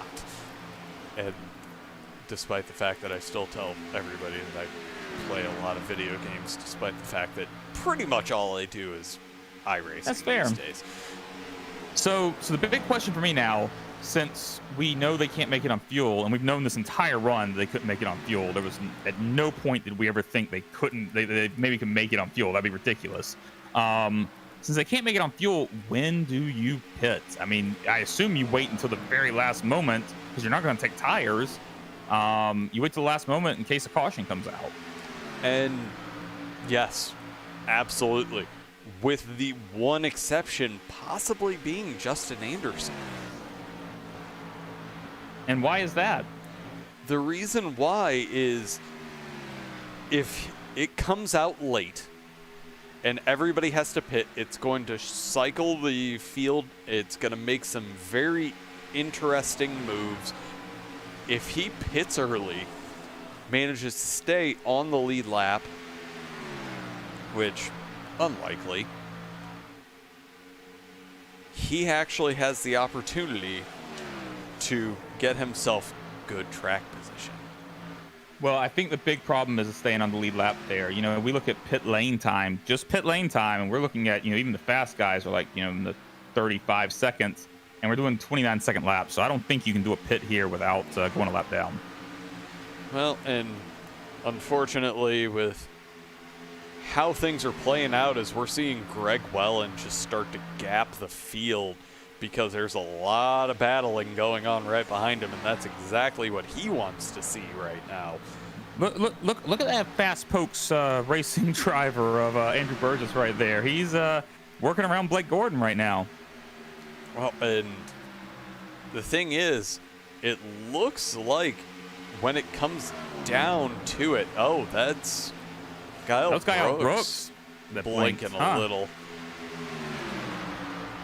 With everything that's going on right now, it's a matter of with how fast this track is, as we actually see our first taker for pits, it is David Naughton entering, and Teddy Weichel in as well. Yep. So Tony Pandon in. Yeah, so we got some guys. I would honestly say that this is early, but it also may be necessity for them. Yeah, I mean, look, I think everybody's going to try a different strategy at this point. I don't think you're going to see a whole bunch of guys like coming in at once, especially if you're one of those guys at the back, like, and you're not in the chase. Like, just try something. I mean, I think anyone that listens to this broadcast knows, and also the truck broadcast. I say that a lot. Try something. Give it a shot. I mean, you really do love those weird pit strategies. That was Blake Gordon. Blake Gordon just got hit. Oh, that's well, it's probably a good thing that at this point we won't be able to chat with him. But let's take a look and see what happened. Blake Gordon. That might have been on Blake. I'm not sure. Maybe we should take a look at the blimp view. Let's take a look. So Blake up next to the wall. That's. I am no admin, so I am not the person that should be calling who was at fault for an incident. I'm not saying a word because, that's one of those that, depending on who you are, that's. And Blake looked very unhappy there with William Klingbill, but that's one I am actually looking forward to hearing some perspectives on, because it looked like Blake came down, but 41 to go. We're gonna probably see just about everybody. All right, so with 41 to go, do you think we can make it on fuel? Well, since we actually have something up on screen that can tell us how many laps we have left at this point, I'm going to say with a little bit of fuel savings, yes.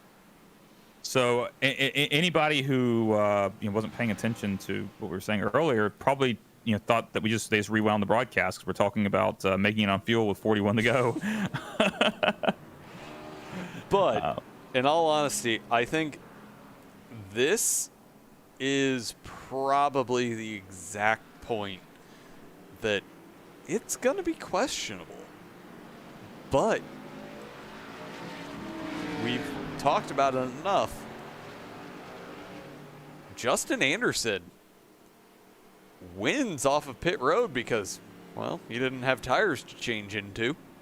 Yeah, he's not going to hold it long, though. But we're also going to see a lot of guys. If I'm being honest, if I'm one of these guys that's a lap down following the pace car, I'm not going to pit right now. For one simple reason, I get a lap back when the pace car allows it. So when we go to 1 to go, but then they won't have time. Then they won't have time to pit. I'm going to hold out for the adage of cautions breed cautions. And it looks like that's kind of what their mentality is, to where they're gonna be able to get a lap back and hope for another caution, because who is it that says take chances? Yeah, take chances. Sorry, I was rewatching that incident with Clean Bill and Blake Gordon, because it's really intriguing to me. Like, Blake definitely came down, but he was also just doing his corner entry when Clean Bill was, there, but also was not as low as the car running the low line behind him. So, I'll be honest. That's gonna be a fun one for the admins, I think. Yeah, that one is definitely going to cause a lot of conversation there. Yeah. Timothy St. Jean got an EOL just now, I think, and I'm trying to figure out why. That could be a little older, but I did see it in the chat here. No, maybe that was a little bit older. I'm gonna guess it's older because he hasn't moved to the back. So yeah, you probably actually no, he has moved to the back. I forgot all the lap cars that are up front. So yeah, I'm not sure why that happened. I'm assuming it's one perhaps that he requested because he wasn't involved in that incident, I don't believe. According to all of the data that I have and what we got to see, no. Yeah, man, that's everything happening at once. He is nothing if not a gentleman. But, that is absolutely correct. Though I am super not clean brave, driver. I am not brave enough to try his Canadian coffee because that just sounds like a lot of alcohol. Correct. What's the problem? I don't know if my heart can take it. I'm not sure if my heart can take the finish of this race. This is definitely going to turn into a very interesting finish for us as the lights on the pace car are off. And yeah, I mean, the only thing I can say with somewhat, some degree of confidence is that Justin Anderson is not winning this race. I can't think of any avenue short of a crazy wreck that he can win, just because of the position he's in with no tires. But I'm looking through the field. Greg Wellen definitely has a chance. Andrew Burgess has been fast, has a chance. Sean Carmody's in the same boat, no tires. Brandon Bernhardt, Kyle Brooks. Man, here we go. Justin gets a great jump. We're just going to have to wait and see what ends up happening with those tires. But he's going to be in a position to battle for quite some time, even though Greg Wellen's already closing that gap pretty quickly. And I think he's going to survive. He's going to be lucky to hold on to a top 10. Yeah, I'm right there with you. Right there with you. I mean, if we can, with 36 to go, there's not much. Oh, we've got, they're wrecking. No Still caution. No caution. I do not understand that. It is getting worse. I do not understand what's happening right now. Because the leaders have not managed to get around to it, because that is the craziest incident I have ever seen without a caution. I cannot believe that right now. Well, let's see what happens is everyone ends up towing. And yeah, let's go ahead and just see what happens here as, yeah, everybody just got clear. And let's take a look as Sean Carmody basically just, okay, we've got it. Yeah, no, that wasn't the start of it. It started earlier. I mean, that is one of the wildest things I've ever seen without a caution. I am seriously in shock right now. So go to Sean Carmody. I think he might have been the first.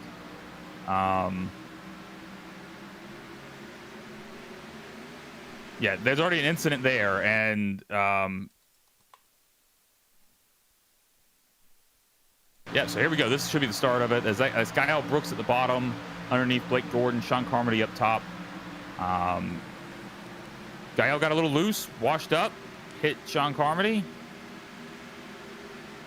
I'm guessing Sean might have had no steering at that point. That was wild.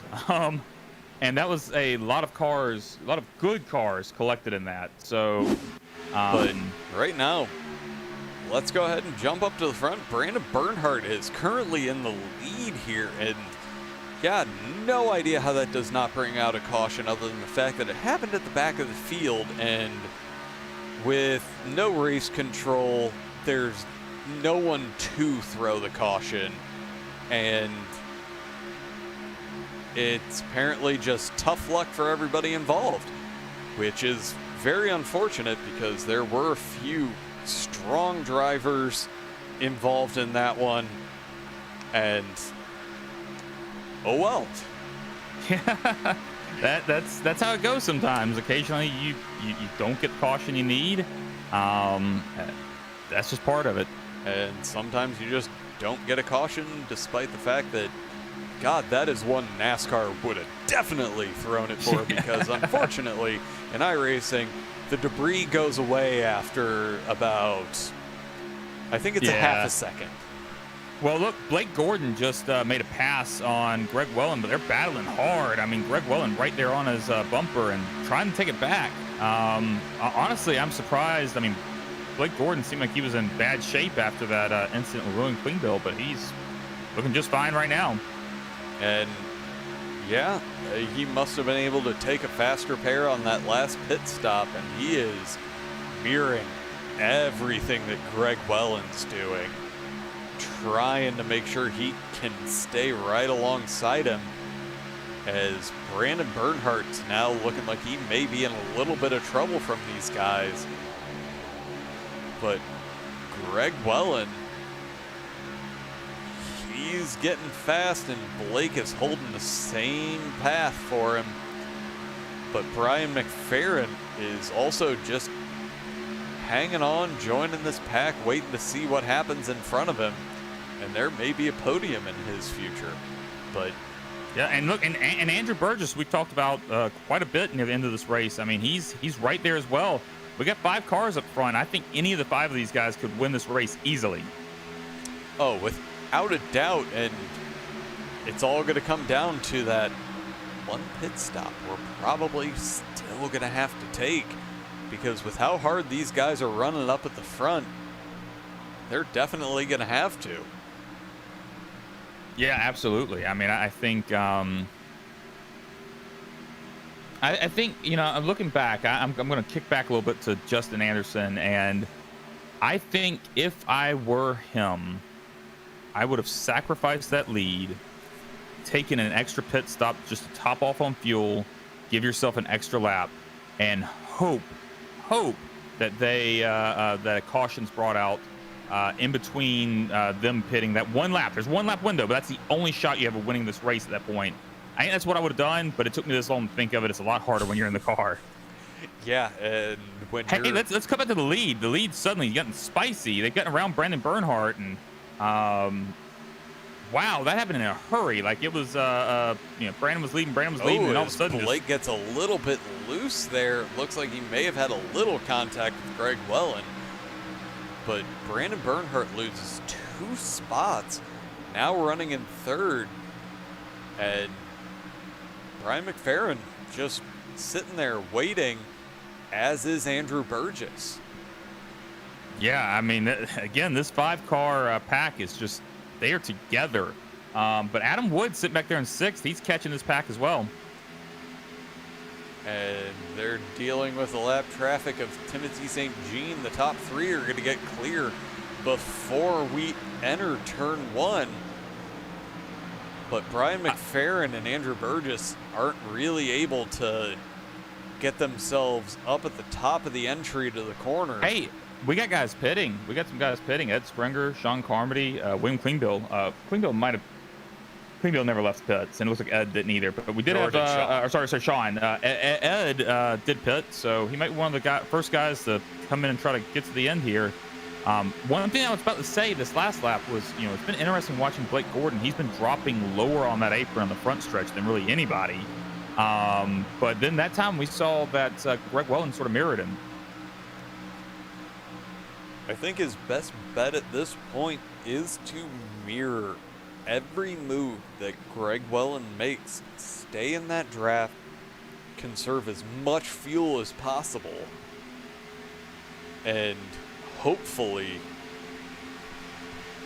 maybe stretch it. Maybe. Man, there's some crazy strategies that can still play out.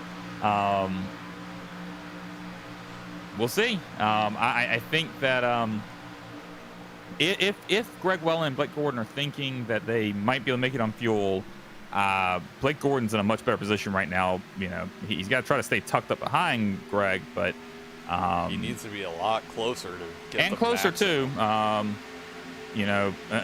But look, I think I was just saying something earlier about Greg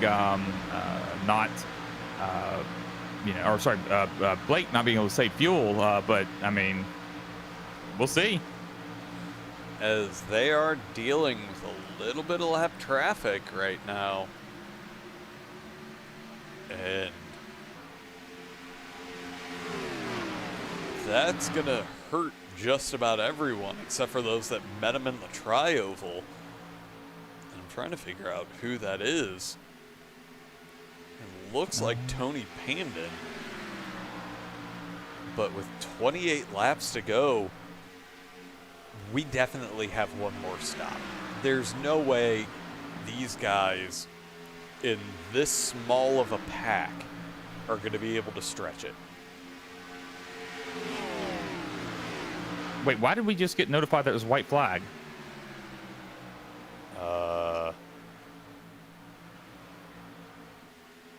Is timing and scoring just that far off?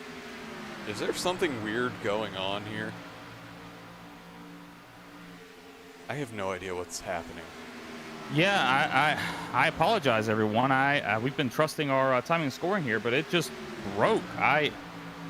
Checkered flags out. Greg Welland wins this race. I am completely puzzled right now. Sorry, everyone.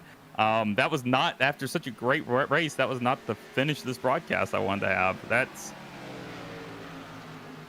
okay. I'm really, really confused. Yeah. That's an odd one. So, timing scoring. All right. Well, yeah, well, unfortunately, let's go ahead and watch Greg Welland burn the tires down and take a run through the field, as it does actually make sense. We were trusting. Yeah, I don't know what's going on. I've never seen that happen, so that's bizarre. But I'll get us kicked off here. Greg Welland, your winner, followed by Brandon Bernhardt in second, Blake Gordon in third, Brian McFerrin in fourth. In fifth, we have Andrew Burgess, and in sixth, Adam Wood. Seventh, Justin Anderson hangs on to that top 10, and in eighth, Teddy Weichel. Ninth is Steve Gottschalk, and in 10th, Joe Densmore. 11th is Timothy St. Jean. 12th, Marshall Hall. 13th, David Naughton. 14th, Ross Gage. 15th, Ed Springer. 16th, Tony Pandon. 17th, John Gordon. 18th, Kevin Haas. 19th, Blake Zede. 20th is Guile Brooks. All right, and 21st, we have Sean Carmody. 22nd, Kevin Pearson. 23rd is William Klingbill. 24th, Mike Burgess. 25th, Derek Schilling. 26th, Jason Swan. And in 27th, Dan Witt. All right. Yeah, I'm thrown for a loop. I'm still reeling. Let's go ahead and bring up our winner, Mr. Greg Wellen. Hey, Greg, this is Josh and Carl in the booth. You got a copy? I got you guys. So you got to play spoiler for the first time in the chase. How does it feel? It's awesome. I'm going to Victory Lane. So we have to apologize. We're still kind of reeling here because our timing and scoring just completely messed up, and it was showing like 20-something laps to go, and then we got a notification that was white flag. So I'm still collecting myself. Usually I try to think of questions ahead of time, but pit strategy was all over the place tonight, and really I think for you, like really one of the crucial stops was one of the first stops you guys made. And it was like the field seemed to split. Like, you know, half the guys came in, took tires, half the guys saved their tires. What were you thinking with that decision? You know what? I knew being down, you can't get behind on tires. So I'd rather get down early, especially because with the full field, even though they did a good job of going green for a while, there's going to be yellows. There's always yellows, especially when we're over 20 drivers here. So I knew just let them sit. I knew I'd run somewhere in the top 10, and I was fine with that. I mean, Blake and I just ran together forever. And then sure enough, you know, we got in, we pitted. I was catching Justin anyway, but then we had the yellow that I knew was coming, and now I had a set of tires on him, and I was a lot more free. Yeah, it was one of those races that, God, it would have been great to see it go green flag the whole way because there were so many varying pit strategies. And honestly, if you rewatch the broadcast, that's pretty much all we ended up talking about tonight. To where, yeah, I'll rewatch the broadcast for sure. But yeah, the strategies was amazing. None of us knew what was going to happen. I think Justin was in the catbird seat and was good to go to win it. He had enough speed. And I was trying to play the laps back in my head, and I was like, hey, he's probably going to beat me by about 2 or 3 seconds, even with me catching him like this. So, yeah, the strategy was amazing tonight. That part was fun. Well, you know, and I want to talk about, you know, with you know, Justin Anderson there. You know, you're saying he was the fastest on the track, but you guys were off cycle there. You know, we had that long run at you know the one point. Did you have any concerns in your head, like, oh man, this is actually going to end up working out for Justin and really hurt me? Yeah, I guess I could have said that better. That's what I meant, was because I didn't take tires. If it goes green the whole way, like Justin was going to beat us, no matter what we did, no matter how fast I wasn't going to be able to catch him because he was going to be faster than me on short runs, and he just was a little more free to do whatever he needed to. And if he happened to catch somebody coming out of the pits at the right time and gets their draft, I wouldn't have stood a chance. So yeah, if we didn't get those yellows, Justin had it won. No, but everything seemed to fall in place. You had pole position tonight, managed to get your way back, be it through strategy, cautions. It was a great run tonight. No, certainly. Vegas is one of my favorite tracks, just like Michigan. I don't know what it is about these high-speed tracks. I don't tend to mess up very often. I tend to hit the lines just right, and it pays off.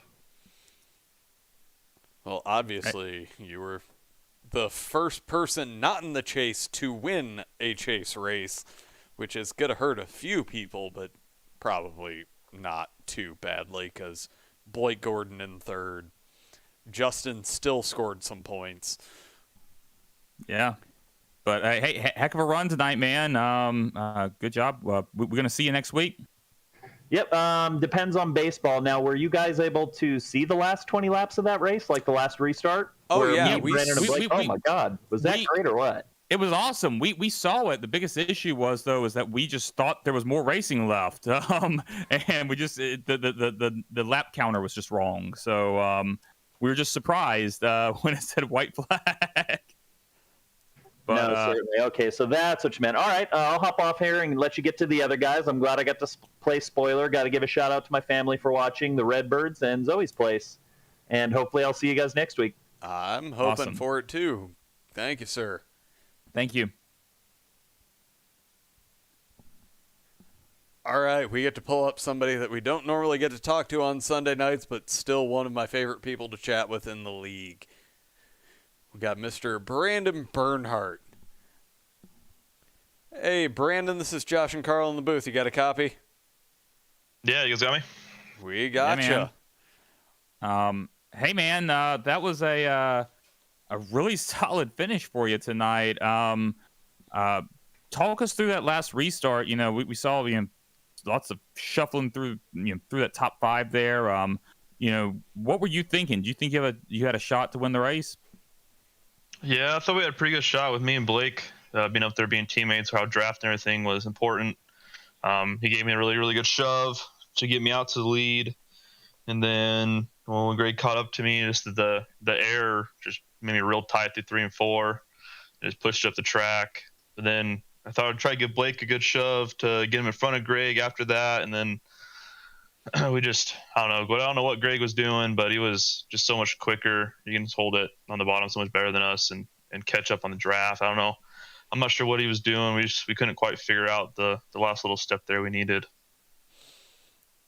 No, you and Blake actually gave us a lot of entertainment earlier in the run when you guys were battling a little bit. What was going through your minds with how much you got to battle and run around Blake tonight? Yeah, I don't get to do that very often. He's usually top 3, and I'm usually 7th through 10th, so I don't really get to battle him a whole lot. This is one of the first races I got to, so it's pretty fun. So we saw tonight, I mean, there were clearly, multiple grooves that were working and also multiple pit strategies. And we saw guys moving around throughout the night. You'd be low, you'd be high. For you, I mean, as a run was going on, where did you feel most comfortable with your car? 'Cause we saw pretty early in the race you tried to do a crossover move on Blake, and you got stuck on the bottom, got past a little bit. So I was thinking perhaps the outside worked better for you, but how did it feel for you? Yeah, early on in the run, the bottom was really, really good. Late in the run, I struggled to get to the bottom, so I tried to run that middle as much as I could. When you're on older tires, you get stuck on that bottom, they're just going to freight train you. If you lose any momentum, they're going to freight train you. So early on, you run the bottom, I think was the best. Or if you're behind somebody, wherever the air was. And then as the run went on, I think you slowly moved up the track to about that mid lane. Yeah, you definitely seem to be most comfortable in the mid lane for most of the race. And was that more for tire savings or just where you just felt the fastest? Oh, a little bit of both. That first run, I don't know what I did, but I destroyed my tires. Then we just took fuel on that first stop. So we ran almost two full fuel runs on the one set of tires. So that thing was terrible. I was ready to get some new tires on that thing. But then I'm always terrible at the low line. It doesn't matter where we're at. I some reason struggle get to the bottom. So I try to tend to run the middle high line as much as I can, and thankfully that midline was still pretty quick here. So first of all, congratulations, being the top finishing chase driver in this first round. But I want to look forward a little bit to next week. We're going to Talladega, and I've got to address the elephant in the room that Steel Horse Racing is a pretty big team, and we're going to be at a track where teamwork, could potentially be a huge factor. Without, not asking you to give away your secrets here, but what do you think you and Endeavor Racing are going to have to do to combat that? Yeah, it's going to be tough. Yeah, Steel Horse is, they have the numbers, and they have, Justin. I'd say Blake's the best pusher in the league, and then Justin second. So we really don't have an advantage there. So it's just we gotta the 5 of us really gotta lock up and stay around each other the whole race if we have any shot. But Steel Horse is gonna be really, really hard to beat. Yeah, I hear you, man. That's kind of what I was thinking. What you guys have to do, but yeah, again, man, heck of a run. Looking forward to seeing you race next week. Yeah, thanks. I needed it because I got to survive to Dega, and then we got Roval coming up, and I'm not looking forward to that race. So the second really helped for my chance of advancing. Awesome. Well, great talking to you tonight, man. Yeah, thanks. You too. All right, and that Brandon Bernhardt. Heck. Do we really want to talk to Blake tonight? I think we want to talk to Blake tonight. It could be spicy. Yeah, we'll give him a little chat, because gotta ask what he's thinking. Hey, Blake, this is Josh and Carl in the booth. You got a copy? I do indeed. What's going on tonight, fellas? Oh, just having a blast watching you guys. And he sounds chipper. I'm trying. That was an interesting race, but go ahead. Well, no, I we've been telling all of our guests Josh and I are kind of reeling at this point because timing and scoring messed up, and we thought there were 20-something laps to go when the white flag came up. Nice. Yeah, so I'm still collecting myself. But I've got to ask you just in general about the race tonight. We saw first of all that last restart there. And you guys that top five there. You had Greg Wellen, Brandon Bernhardt, Brian McFerrin, Andrew Burgess. You guys were like right there together for quite a while, and then we saw you and Brandon and Greg battling a little bit. Like, just kind of walk me through that, man. Like, what was it like being out there in the car with those guys? It was good. I mean, like, obviously mile and a half now with this package. It's pack racing basically. So as long as you're racing with a good group of guys, and don't forget where turn one is, it's pretty solid. And most of those guys up there are going to give you space. Like Brandon said, Greg was on a different level tonight. He had just like this little extra percentage of speed that we couldn't figure out at all. I think Greg already kind of hit on it when he was talking to you guys. Like, the strategies tonight were all over the place, but the last restart specifically, I was driving pretty pissed off. So I don't know how much I was abusing the right front. Setup was a little too tight for my liking. It's just, I mean, when you're full throttle with this car, it's like you would prefer the rear to slip just a little bit so you're not killing the right front. And tonight, unfortunately, it was a little too snug for me. So Greg, I think, figured something out for entry. 3 and 4 was killing me all night. And I was trying to help Brandon out to get in front of him and hold him off. But like, he could draft right up to us and past us, and then we'd be behind him, and we couldn't even get close to him. So, but I'll take a third. I put myself in the fence trying to make a move on the last lap. And but yeah, I mean, third's pretty good. So should be in a good spot going to Dega. I was going to say, and we talked towards the top of the broadcast about super speedways not necessarily being your best. I mean, it's amazing, isn't it? I love Daytona and Talladega. It's some of my favorite racing. I'm good at it. I can usually get someone to the front. I mean, the truck draft package is amazing. I love doing it. I have a handful of seconds. At the end of the race, I'd much rather be pushing someone than be out in front, because, I mean, you're out front, either the whole 5-6 guys behind you are going to, try to pass you. It's very rare you're going to have someone who's content standing in line, or you just have someone who's not great at pushing behind you. So, like, for me, I'd rather be pushing someone else. So, I mean, the bad thing, though, is, like, this draft package sucks. So hopefully it's the last race we ever have to do with this current car. With this package, it's going to be near impossible to actually make anything happen if you don't have like 6 guys. So Steel Horse will be fine, but Endeavor might not be. Well, and I was going to ask, with your finish tonight, you got a third place finish. It was kind of an interesting position because, you didn't get a win, which would guarantee advancement. But you also didn't finish further back. So you got some security, quite a bit of security. But I mean, what is your mindset? I mean, we know that you're going to be a favorite going into the Roval. What is your mindset going into Dega? Like, are you, the bonus points are going to matter so much next round. Are you really going to be, content with a second place next week, or are you going to be pushing for that win? Yeah, I'll be content with the second. The next round, we've got Texas, Chicago, but then we got Martinsville, which is circling on my list. So that should be, the one race in the next round that I'm good at. Texas, I mean, 2.5 miles. I mean, I can't figure this out. The the way you have to drive this thing is so different than what I'm used to when I first joined iRacing, back when the cars didn't have like a bajillion pounds of downforce and actually had horsepower. So I'm still trying to figure out how to get good on the intermediates. Texas, especially 1 and 2 there is just rough. But I mean, if I get linked up with the right person at Dega, I'll push him. I mean, second's better than getting wrecked. I mean, my game plan at the plate tracks is always get with the right people, meaning get with the guys who can hold a line and, you know, generally don't spend the entire race, you know, checking up and speeding up and all that crap. They can actually work the gas and the brake the right way and not have to like do these like 20-mile-an-hour swings to not run over a guy in front of them, and then just run the bottom the whole night. I mean, that's really the way to do it. Get to the last fuel stop and then go try to figure out who's going to go win the thing. Yeah. All right. Well, hey man, like I said, good finish tonight. We'll keep our fingers crossed. We might get a chance to talk to you next week. We'll have to see. Yeah, I mean, hopefully we'll be up there.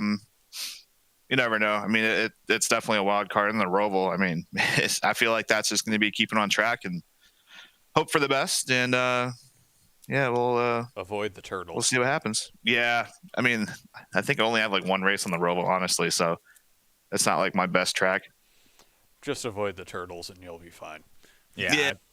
Yeah. Well, hopefully I know where all the turns are and I won't drive through someone at the Roval. But anyway, can you guys tell I'm a little miffed about that? I mean, only a little.